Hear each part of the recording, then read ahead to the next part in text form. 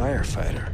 Welcome, friends, new and old. We're back this week talking Quantum Leap Season 2 of the revived, continuated, extended, whatever you want to call it, series. Season 2 up to Episode 12, this one entitled As the World Burns. Now, a bit of housekeeping. I know 2 episodes aired last night, the final 2 episodes of the season, and potentially the final 2 episodes of this revived series if we don't get any word on that. I have only watched this episode, so any statements I make regarding where I think things may be going, correct or incorrect, are based purely on the knowledge of what I've seen before and not that final episode. So all of that out of the way, let's crack into this. We find Ben in this episode has leapt into 1974 in the midst of a small fire in an apartment building, and lo and behold, we discover that, well, he is once again reconnecting with that great time love of his, Hannah, and the reason for this fire is because her son was doing some sort of experiment. This is, again, I said 1974, so about 4 years,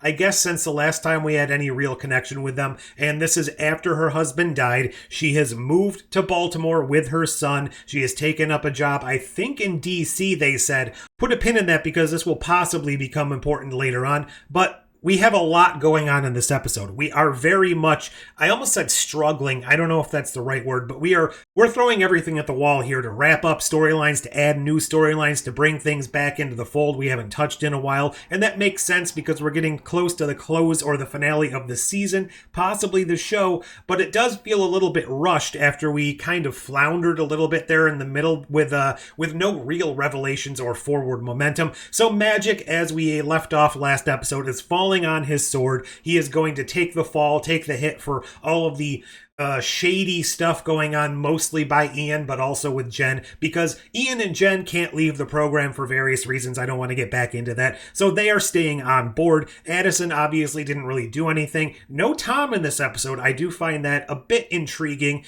and that's what's going on there. So Magic leaves. We get a nice scene with him early on. Pretty much the most he's done in this show in quite a while. And then we leave Jen in charge. Again, I do like this, but it's a little bit too little too late. She's been given very little to do in this show up till now, and the last 2 episodes suddenly throwing her into the limelight.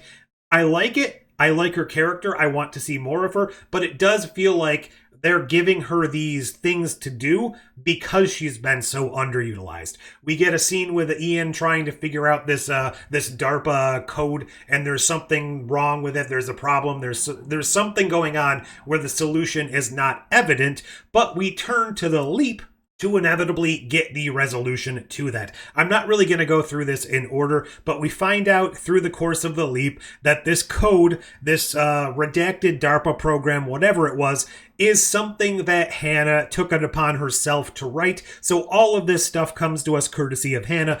It was missing that last line of code, which I guess had something to do with safely replacing Ben in time. So in order to safely remove him from the time stream and reintegrate him into another point in the time stream, there had to be, I don't know, some kind of safety measure that was disengaged. I think that's what it was. I don't think any of this is real hard science, so I don't think they really put all that much thought into how it actually works. And that goes into this episode as well, because Hannah kind of came to the conclusion, and she's been talking about this throughout the series thus far, or I guess this season, that love is the true course of the universe, and time is like a river or something like that, which is something we've heard a lot before. But love is what binds us and connects us, and I guess love is the quantum state of quantum entanglement, all of that stuff. I guess that's kind of pulling on that metaphysical element we had in the original Quantum Leap and trying to add a little bit of science into it. I don't hate that, but it was a little overly saccharine, I guess you could say. I find a lot of the Hannah stuff to be played up a little bit overly melodramatic for effect, and I don't hate that. It just does feel a little bit like they could dial it back a bit because they're kind of rushing through this time-crossed lovers storyline. They didn't really have enough time to sit with it as if they had started it back in season 1 and slow-rolled it. This is also conceivably going to be the last time Ben and Hannah meet. That's played up because she has gone throughout her whole life now, or at least most of her adult life, digging into this whole time stream stuff, the physics, the theoretical quantum, whatever you want to call it. So she has been doing all of this math kind of on the side to figure out what's going on with Ben. Obviously, that leads to the formula that we have in the future that may get Ben home, but it also has led her to believe there are these fixed points in time, and based on her calculations, this 1974 point is the last crossing of their paths throughout the time stream. So how does she know when her life is going to end to know that they won't cross paths again, in the 1980s or the 1990s or something? It seems like that's a little bit too much foreknowledge to have from her point of view, but maybe I'm overthinking it again. We also learn in this episode that her son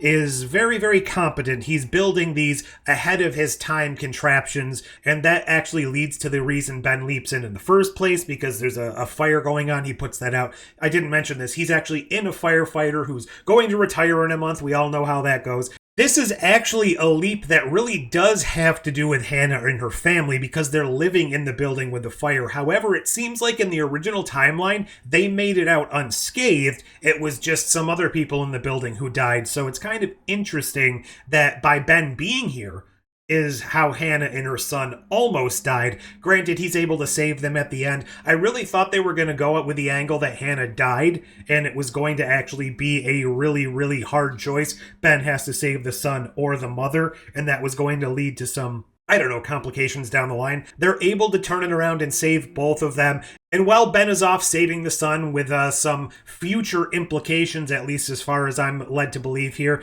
Hannah gives Addison, even though she can't interact with Addison is there and she knows Addison is there, she writes the missing piece of the code in the dirt for Ian and the rest of the team to put into action in the future.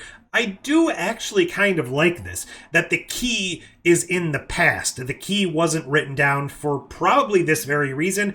Now, I did say I'd get back to a couple of things. The sun and the whole moving around to different locations for the job. So they moved from New Jersey, I think, the Princeton area where she worked before. Now they are living in the Baltimore area because she's working in DC. And she specifically states at the end of the episode, oh, I've got this job opportunity coming up in California. Maybe we'll move out there and have another fresh start. So I'm thinking that, coupled with her son overhearing things he probably shouldn't have heard, or maybe she actually should have told her son about this earlier, seeing the note from Ben, this time traveler, Ben saying things about his father who theoretically he had never met, so there was no way this random firefighter could know these things. Also, conceivably, he overheard the stuff going on where Ben was saying, oh, invest in Apple when that becomes a thing. Invest in these future companies to earn money.